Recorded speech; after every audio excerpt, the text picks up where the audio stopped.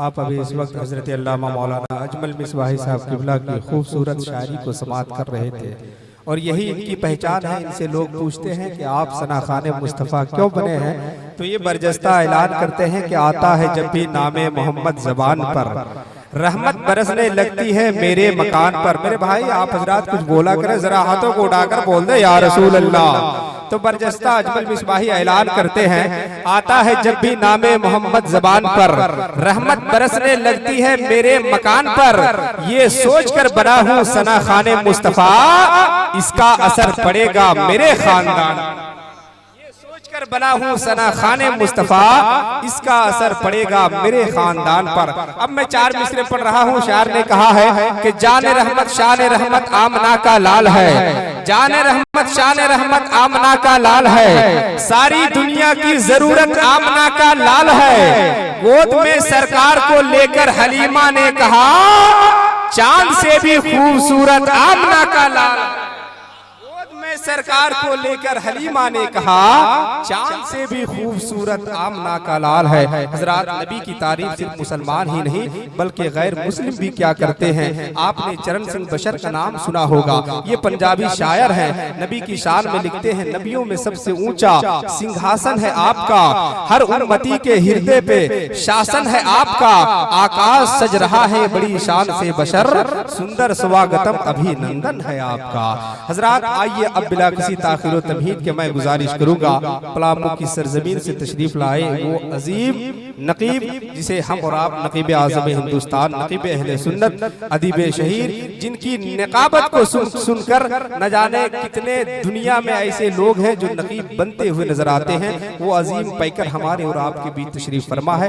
मैं गुजारिश करूंगा बड़े भाई जनाब मोहतरम मौलाना हसन फैजी साहब क़िबला आपकी समातों से जुड़ने के लिए तैयार हो रहे हैं। जरा उनका इस्तिकबाल अपने हाथों को उठाकर नारे तकबीर और नारे रिसालत के साथ कर ले। सारे लोग आने वाले मेहमान का इस्तिकबाल करें, हाथों को उठाकर नारा लगाए, नारे तकबीर, नारे रिसालत, नारे रिसालत, मसल के आला हजरत, मसल के आला हजरत, नारे तकबीर, नारे रिसालत। अब मैं इन मिसरों के साथ हजरत तशरीफ ला रहे हैं। शायर ने कहा है कि कश्ती नहीं है कोई पतवार भी नहीं है।